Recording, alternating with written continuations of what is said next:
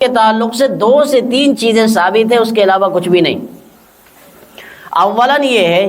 اللہ کے رسول اللہ تبارک و تعالی نے اس رات میں قبیلہ بنو کلب کی بکریوں کے بالوں کے شمار کے برابر اللہ تعالیٰ دوزخ سے انسانوں کو آزاد فرماتے ہیں، دوزخ سے انسانوں کو آزاد فرماتے ہیں۔ اللہ کے رسول صلی اللہ علیہ وسلم نے فرمایا کہ اللہ تبارک و تعالیٰ کی طرف سے مغرب کے بعد سے ہی یہ آواز آنے شروع ہو جاتی ہے کہ ہے کوئی مصیبت زدہ جو مصیبت اپنی دور کروائے تو اس کی مصیبت دور ہو جائے، کوئی رزق مانگنے والا ہے جس کو رزق عطا کیا جائے، کوئی پریشانیوں سے نجات مانگنے والا ہے جس کی پریشانی دور کی جائے۔ تو یہ چیزیں جو ہے مغرب کے بعد سے ہی اللہ تبارک و تعالیٰ کی طرف سے صدائیں لگنی شروع ہو جاتی ہے اور وہ فجر تک جاری رہتی ہے۔ یہ آواز آتی ہے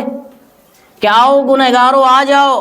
رب کے دروازے پر آ جاؤ، گناہ لے کر کے آؤ، یہاں مغفرت کا اعلان ہو چکا ہے، مغفرت ہو جائے گی، رزق لینا آئے آ جاؤ، مانگ لو، رزق عطا کر دیا جائے گا، کوئی بیمار ہے تو اپنی صحت کو مانگ لو، صحت عطا کر دی جائے گی، کسی کو نوکری نہیں لگ رہی آ کر کے مانگ لو، نوکری عطا کر دی جائے گی، کوئی کسی حالت میں پریشان ہے آ کر کے اپنی پریشانیاں رکھ لو، ان کی پریشانیاں دور کر دی جائے گی۔ وہ تمام کی تمام صدائیں مغرب کے بعد سے لگنی شروع ہوتی ہے اور فجر کے وقت تک لگتی رہتی ہے۔ عام دنوں میں یہ تہجد کے وقت میں لگتی ہے، لیکن ان راتوں میں مغرب کے بعد سے شروع ہوتی ہے اور فجر تک لگتی رہتی ہے، اور وہ بڑا خوش نصیب ہے جو ان آواز پر لبیک کہتا ہے اور اپنے رب کے سامنے 2 رکعت نماز پڑھتا ہے اور کہتا ہے اللہ ہم گنہگار ہیں، خطا کار ہیں، لیکن آپ کے بندے ضرور ہیں، لہٰذا ہمارے گناہوں کو معاف کر دیجئے گا، ہمارے کام اٹکے ہیں آپ کو تو معلوم ہے، آپ پورا کروا دیجئے، خیر و عافیت کے ساتھ انجام تک پہنچا دیجئے، اللہ ہمارے بیمار ہیں فلاں لوگ ان کو صحت و عافیت عطا فرما دیجئے، اللہ ہماری نوکری کا مسئلہ ہے اس کو حل فرما دیجئے، اللہ ہمارے فلاں کام رکے ہوئے ہیں ان کو کروا دیجئے۔ یہ چیزیں جب انسان مانگتا ہے کتنے خوش نصیب ہے جن کو یہ رات بھی نصیب ہوتی ہے، اور پھر اس کے بعد ساتھ ساتھ میں یہ بھی نصیب ہوتا ہے کہ اپنے رب سے وہ کچھ مانگ سکے۔ ہم گلی میں چوراہے پر کھڑے رہتے ہیں، اس رات میں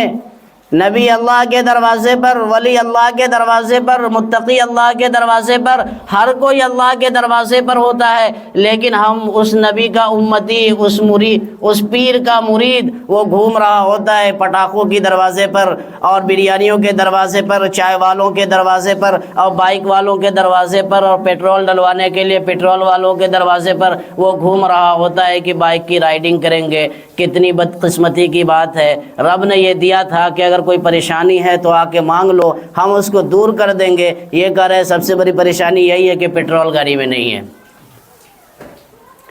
سب سے بڑی پریشانی یہی ہے کہ گاڑی میں پیٹرول نہیں ہے، ہم کو پیٹرول پہلے چاہیے، سب سے بڑی پریشانی یہی ہے۔ وہ جا کر کے چائے کی ہوٹلوں پر فضول جو ہے اپنا وقت برباد کر رہا ہے۔ بھائی جتنی استطاعت ہو، جتنے کر سکتے ہو اتنا کیجئے، باقی جا کے آرام کیجئے۔ پوری رات جاگ کر کے عبادت کرنا مقصد نہیں ہے، جتنا ہو سکے، جتنی دیر ہو سکے، جو ہو سکے، یہ بھی نہیں فلاں رکعت پڑھیے، فلانی طریقے سے پڑھیے اور ایسے کیجئے اور ویسے کیجئے تو فلاں ہو جائے گا، یہ سب کوئی عبادت خاص ثابت نہیں ہے۔ جو عبادت آپ کو آتی ہو، جو چیز آتی ہو، جتنی آتی ہو، بشاشت کے ساتھ جو کر سکتے ہو وہ کیجئے، اس کے بعد جا کر کے آرام کیجئے، صبح فجر کی نماز ضرور پڑھیے۔ پتہ چلا 2 بجے تک تہجد تک جگے رہے اور اس کے بعد سو گئے اور فجر گول، تو یہ پوری رات بھی عبادت کریں گے، نفل عبادت میں آئے گی، فجر کی نماز فرض ہے وہ گول ہو جائے گا، سب ختم۔ تو جتنا ہو سکے اتنا کیجئے۔ اور اس کے بعد یہ ہے کہ اس رات میں عام طور پر لوگ فری رہتے ہیں، فری رہتے ہیں، تو جب فری رہتے ہیں تو اپنے رب کے سامنے اطمینان سے بیٹھیے۔ جن کو قرآن پڑھنے آتا ہے سورہ یاسین پڑھیے، اس کے بعد اللہ کے سامنے ہاتھ پھیلائیے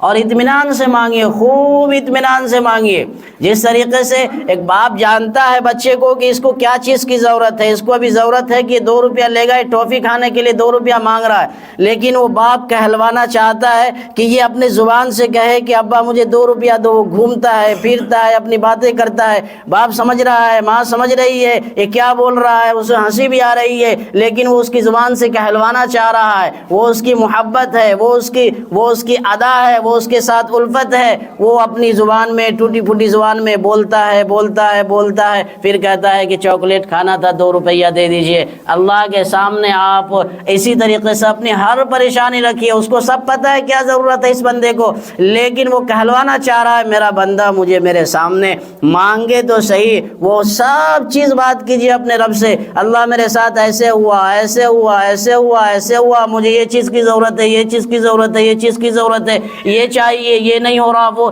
سب چیز مانگیے اپنے رب سے، سب چیز مانگیے، وہ رب دینے والا ہے۔ ہم مانگنے پر تھک جائیں گے، وہ دینے پر نہیں تھکے گا۔ ہم مانگتے تھک جائیں گے، وہ دیتا نہیں تھکے گا۔ اور کتنا پیارا ہے وہ رب، سبحان اللہ۔ آدمی سے 2 سے 3 مرتبہ مانگو، چوتھی مرتبہ منہ پھیر لے گا، بہانہ مار دے گا۔ وہ رب کہتا ہے یار تم مانگ تو صحیح، استجب لکم، تو مانگ تو صحیح، میں تمہیں دینے کے لیے تیار ہوں۔ تو جب مانگ، تیرے مانگنے کو میں نے عبادت بنا دیا۔